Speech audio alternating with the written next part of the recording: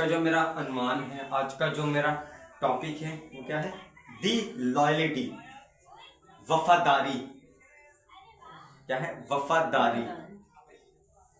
तो वफादारी के कुछ मैं पहले बता दे दूं कि वफादारी जो है वो ईमान की पहचान है। जो मसीह में है, जो बैठे हैं, वो जो इधर बैठे वो मसीह में है, और जो मसीह में है उसकी ईमानदारी की पहचान क्या है? उसकी वफादारी, उसकी लॉयलिटी। जो वो इंसानों के साथ नहीं, खुदा के साथ जो बिताता है उसकी बात कर रही है। ये वो वाली लॉयलिटी है, ये वो लॉयलिटी हम खुदा के साथ बिताते हैं। ये वो लॉयलिटी की बात हो रही है। अगर हम लॉयलिटी का हम पढ़े तो लॉयलिटी के मेरे पास कुछ रेफरेंस है। मैं रेफरेंस चाहता हूँ कि मैं वो रेफरेंस पढ़ने से पहले मैं कुछ लॉयलिटी के मायने, कुछ मतलब कुछ बता दूं जो हम हमारी ज़हन में, हमारी सोचों में हो कि हाँ ये लॉयलिटी है, ये है। हाँ लॉयलिटी किसी ने निभाई है, क्या किसी ने क्या कहना है, किसी ने ला के तोड़ निभाई है, तो वो मेरा यीशु है। वो मेरा यीशु है जिसने बाप की मर्जी से आया और बाप की मर्जी से ही गया। उसने जमीन पर अपनी मर्जी नहीं चलाई, उसने जमीन पर अपनी मर्जी नहीं, वो बाप की मर्जी पूरी करना है। कहता है मैं जमीन पर अपनी मर्जी नहीं बल्कि बाप की मर्जी पर पूरी करना हूं। ये है लॉयलिटी का इजहार, ये है वफादारी। हम मसीह में आते हैं, मसीह में हम आए, फिर हमें चाहिए, मुझे चाहिए, मेरे जैसे आदमियों को चाहिए कि फिर मजबूत लॉयलिटी, लॉयल रहने का। इंसान उधर हो जाते हैं, पीछे हो जाते हैं। ये वो लॉयलिटी नहीं है जो हम किसी इंसान के साथ दिखाते हैं। ये वो लॉयलिटी है जो हम खुदा के साथ दिखाते हैं, जो हम अपना वक्त, जो हम अपनी टाइमिंग खुदा के साथ बिताते हैं। ये उस लॉयलिटी की बात हो रही है। और हम लॉयलिटी की मतलब पहले बताया कि ये ईमान की पहचान है। जो हमारा ईमान है, ये हमारे ईमान को अच्छा और मजबूत करती है। ये लॉयलिटी हमारे ईमान को मजबूत करती है। जब हम खुदा के साथ वफादार हो जाते हैं ना, दुनिया चाहे कुछ भी बोल लिया, लोग चाहे कुछ भी बोल लिए, मैंने झुकना है, मैंने जाना है, तो जाना है यीशु के पास। दुनिया चाहे बोलती रहे, लोग चाहे कुछ भी कहे, मैंने जाना है। मैं सही, वो मैं पहले काफी पहले एक चीज को पता, मैं सही हूं तो सही हूं। खुदा को पता है मैं सही हूं तो मैं सही हूं। मुझे लोगों को बताने के लिए सफाइयां पेश नहीं करनी। तो इसलिए मैं आपसे कहता हूं आप सही हो, खुदा को पता है आप सही हो, तो आप सही हो। खुदा जानता है ना खुदा की लॉयलिटी और आपकी लॉयलिटी खुदा के साथ क्या है, तो काफी है ये लॉयलिटी। आइए मेरे साथ निकालेंगे दूसरा तिमुथियुस 2:13 हम पढ़ेंगे। अगर हम बेवफा हो जाएंगे तो वो वफादार रहेगा, क्योंकि वो आप अपनी इनकारी नहीं कर सकता। आमीन। कलाम मुकद्दस में कुछ यूं मरकूम है, अगर हम बेवफा हो जाएंगे तो भी वो वफादार रहेगा। ये देखा, ये खुदा है, ये जिसको हम मानते हैं ये वो खुदा है। कहते हैं हम अगर बेवफा भी, कैसे यहूदा इस्करियोती की तरह आज भी हमारे लोगों में वो जैसे लोग पाए जाते हैं उसकी तरह, कुछ चंद सिक्कों के लिए, कुछ चंद माल के लिए उसने मसीह को बेच दिया। और आप ये भी बात सोच रहे कि अगर वो बेचता ना तो वो तीसरे दिन मुर्दों में से जी न उठता। आमीन, हालेलुया। तो अगर हम वैसे उस तौर पर देखें तो उसका वो वफादारी उसकी नहीं थी खुदा के साथ, वो लॉयलिटी नहीं थी। उसने लॉयलिटी को तोड़ा, उसने वफादारी नहीं निभाई, उसने चंद सिक्कों के लिए मसीह को बेच दिया। तो हम भी अपने ईमान के लिए हम ऐसी चीजों को कर जाते हैं कि खैर खुदा, लेकिन ये सोचे मैं नहीं, कोई और नहीं, लेकिन खुदा का तुम्हारे साथ क्या कनेक्शन है। वो खुदा देख के बोलेगा यार ये तो अभी चंद लम्हों में मेरे साथ ऐसे था कि बस ये मेरा ही है, और चंद लम्हों में तो ये है खुदा के साथ दूरी, यानी कि वफादारी नहीं निभाई खुदा के साथ।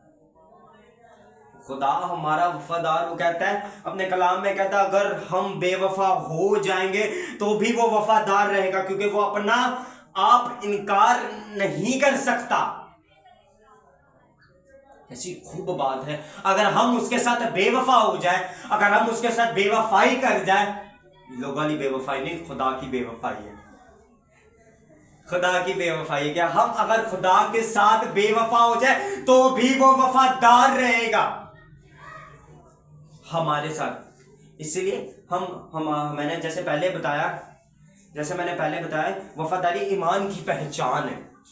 अगर हम अपने आप को कहते हैं ना हम ईमानदार हैं, हम खुदा के बरगजीदा किए हुए लोग हैं, हम खुदा के चुने गए लोग हैं, तो हमारी ईमानदारी की पहचान कैसे जाहिर होती है? हमारे मसीह से। वो जैसे बाप की मर्जी पूरी करने आया और अपनी रोए जमीन पर उसने बाप की मर्जी को पूरा किया, तो आज हमें भी चाहिए है कि हम अपनी जिंदगी में बाप की मर्जी को पूरा करें जो बाप चाहता है, और ये जो वफादारी है ना, ईमानदारी, ये आपको पता है ये रूह का फल भी है। हम कहते हैं ना हमें खुदा का रूह है, हम में खुदा का रूह है, हम खुदा का मकदस है। तो फिर फर्स्ट प्रायोरिटी आती है ईमानदारी। फर्स्ट पे हम कहते हैं ना हम खुदा के बरगजीदा, हम खुदा के चुने गए हैं, तो हमें फर्स्ट प्रायोरिटी आती है रूह का फल कहां है तुम में? ईमानदारी, मोहब्बत, परहेजगारी, नेकी कहां है तुम में? नहीं, बस मसीह। तो फल कहां है मसीह के? क्वेश्चन आ जाता तो फल कहां है मसीह के? अगर मसीह में अगर कोई रास्तबाज शख्स आपसे कहना कि मैं मसीह में, मैं ईमानदार हूं, तो उसको देखने से पहले उसके फल देखेंगे, उसमें वो फल है क्या? उसमें वो फल पाए जाते हैं क्या? वो ईमानदार है? आइए मेरे साथ निकालेंगे गलतियों 5 बाप उसकी 22 आयत को। मगर रूह का फल मोहब्बत, खुशी, इत्मीनान, तहम्मुल, मेहरबानी, नेकी, ईमानदारी। आमीन। ये है रूह के फल। ये रूह के फल किसमें होते हैं? ईमानदार में। तो अगर मैं ईमानदार हूं तो मुझ में भी, इंसान होते हुए मैं कहीं ना कहीं कोई ना कुछ कमी खामी पाई जाती, तो इसका बेहतर है कि इकरार, जैसे दाऊद ने किया। उसने बत्शबा को नहाते हुए देखा, लेकिन वो जाते सार उसने इकरार किया खुदा के आगे कि खुदा मुझसे गलती हो गई। खुदा मेहरबान खुदा है, उसने माफ किया। तो अगर हम रास्तबाज हैं तो जाहिर है कि हमें ये रूह के फल नजर आए। मोहब्बत, पहला फल क्या है? मोहब्बत, जो हमें नहीं नजर आती। मोहब्बत भी, अगर मोहब्बत है तो उसमें भी वफादारी है। अगर मोहब्बत में वफादारी नहीं तो वो मोहब्बत नहीं। अगर मोहब्बत में वफादारी नहीं तो वो मोहब्बत नहीं। अगर मोहब्बत में वफादारी है तो वो मोहब्बत का ही है। वरना वो मोहब्बत एक होती है दुनिया की मोहब्बत, एक होती है खुदा वाली मोहब्बत। जड़ी खुदा वाली मोहब्बत, जो खुदा वाली होती है, वो फिर चाहे कैसी भी हो, हम खुदा के साथ है। जो दुनिया वाली होती है, तो फिर जो दुनिया वाली होती है, फिर वो दुनिया की सोचों वाली होती है। लेकिन जो खुदा वाली होती है, जो खुदा वाली मोहब्बत होती है, उसमें वफादारी होती है, उसमें वफादारी पाई जाएगी। जो वफादारी वाली मोहब्बत नहीं होती ना, खुदा वाली मोहब्बत नहीं होती ना, तो एक पंजाबी की मिसाल है, वो तौरी को शलग होंगे, उसके चाल चलन ही अलग होंगे। जिसमें खुदा वाली मोहब्बत नहीं, जाहिर है, कभी नोट कर लेना, जिसमें खुदा की मोहब्बत नहीं, उसके चाल चलन ही अलग होंगे, डिफरेंट होंगे। उसके चाल चलन से हमें पता चल जाएगा कि ये वो मोहब्बत नहीं। झूठी बातें करेगा, झूठी तारीफें करेगा, पुल बांधेगा। जैसे मैं अक्सर बताता हूँ, वो तेरी आँखां बड़िया सोहनियां हैं, वो तेरे बाल, ये झूठ है, सरासर झूठ है। क्योंकि खुदा की मोहब्बत वफादारी सिखाती है, खुदा की मोहब्बत पर्दा सिखाती है, खुदा की मोहब्बत पर्दा सिखाती है, तहम्मुल सिखाती है, इत्मीनान सिखाती है, नेकी सिखाती है। खुदा की मोहब्बत कहते हैं ना, बाप अपने लिए कैसे परस्तार ढूंढता है? बाप ढूंढता है जो रूह के साथ। जब बाप ढूंढता है ना, छाटी करता है रूह, रूह का फल मोहब्बत, खुशी, इत्मीनान, तहम्मुल, मेहरबानी, नेकी, ईमानदारी। तो जब वो रास्तबाज के अंदर नहीं तो रूह का परस्तार नहीं, तो वो रूह का परस्तार नहीं जिसमें अगर यही नहीं पाए जाते, हम कहते हैं ना हम रूहानी परस्तार है, गॉस्पेल सिंगर, गॉस्पेल सिंगर। ते बाद दो टप्पे गाओ, है बाद दो टप्पे गाओ, बाद दो गाने गाओ, ढोलकियां बजाओ। गॉस्पेल सिंगर का मतलब ही, गॉस्पेल सिंगर का अगर मतलब पता हो ना तो वो गॉस्पेल वाले गुण भी उसके अंदर हो, गॉस्पेल वाले उसके अंदर गुण भी हो। अगर वो गॉस्पेल सिंगर, अगर रूहानी गॉस्पेल सिंगर होगी ना तो उसके गुणों से ही उसका पता लगेगा कि हाँ ये रूहानी बंदा है, क्योंकि जो अगर रूह का बंदा होगा तो रूह के फल उसके अंदर नजर आएंगे। जैसा मैंने बताया, ईमानदारी जिस पे हमारी बात चल रही है, लॉयल्टी, उसके अंदर वफादारी नजर आएगी कि वो खुदा के साथ वफादार है। वो फिर ऐसे नहीं होगी कि इधर गाने गा क्या इधर खुदा देना, ऐसा नहीं होगा उसके अंदर। फिर उसके अंदर खुदा ही नजर आएगा, फिर उसके अंदर खुदा की बातें नजर आएंगी। अगर हम जिंदगी, अगर हम लॉयल्टी देखें तो अगर हम शागिर्दों में से देखें तो यूहन्ना आरिफ, मैं देखूं, मैं बाकी भी सारे नबी हैं, मैं उनको वो डिग्रेड नहीं कर रहा, सारे हैं, लेकिन अगर हम लॉयल्टी के देखें ना तो यूहन्ना आरिफ, यीशु सलीब पे लटका हुआ है वो तब भी उसके साथ है। यीशु आखिरी वक्तों में भी सलीब पे लटका हुआ है तब भी वो उसके साथ, उसके पास खड़ा है। उसके ऊपर खुदा ने अपने भेद नाजिल किए, लिखा है वो अपनी तबाही मौत मरा, उसको घड़े में डाल दिया गया, लेकिन वो तब भी बाहर निकल आया। उसको बहुत मारने की कोशिश की, लेकिन वो वाहिद ऐसा आदमी है जो अपनी तबाही मौत मरा, वरना पौलुस को, पतरस को, इन सबको मारा गया, लेकिन वो वाहिद ऐसा आदमी है जिसने अपनी तबाही मौत मरी। क्या था वो? खुदा। बाकी सारे भी थे, मैं ये इस चीज को देख के सारे कहेंगे कि मैं उनके बारे में कह रहा हूँ, उनके बारे में नहीं, सब अच्छे थे, लेकिन इधर बात आती है लॉयल्टी की कि वो यीशु मसीह सलीब पे भी है तब भी वो उसके पास खड़ा है। वो अपनी माँ को, मरियम को कहता है और आज से तेरा बेटा ये है। इतना बड़ा मुकाम, उसको जाता जाता उसको अपना मुकाम दे के गया एक बेटे का। यहूदियों में ये जिम्मेदारी होती कि माँ बाप को संभालना पहलौठे की जिम्मेदारी होती है यहूदियों में।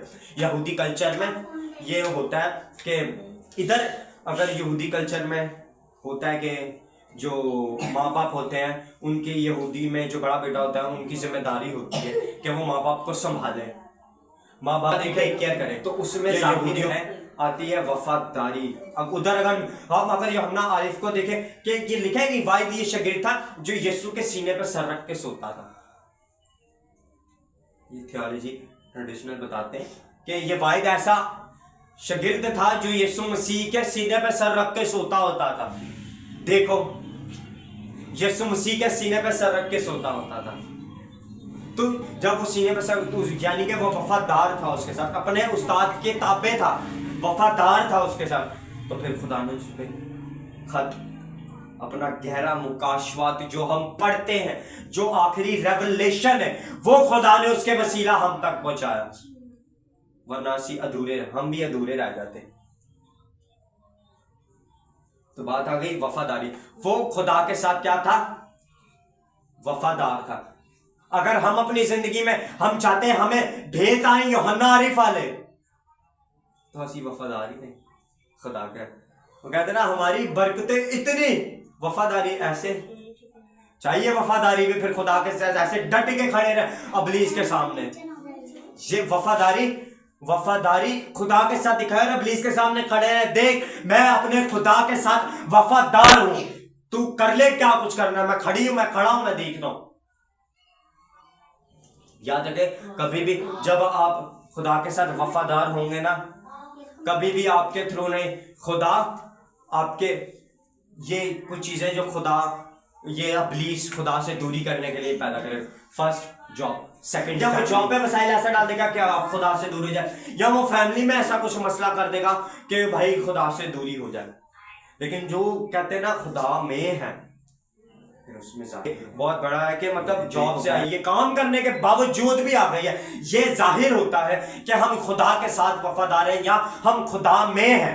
काम करके, अपना काम करके, खाना बना के, सब कुछ काम करके इधर आई क्योंकि वो खुदा से मोहब्बत करती है, वो खुदा के साथ वफादार रहती है। ये जाहिर होती है वफादारी कि हम खुदा के साथ तो लॉयल रहते भी नहीं और हमारे पास सब कुछ है लेकिन हम वफादार नहीं, तो वफादारी नहीं। वो एक मिसाल है, हम वफादारी को पैसों से खरीद लेंगे तो ये वफादारी पैसों से खरीदी नहीं जा सकती। मसीह की वफादारी पैसों से खरीदी नहीं जा सकती। आइए मेरे साथ निकालेंगे इमसाल 28 बाब उसकी 20 आयत पढ़ेंगे।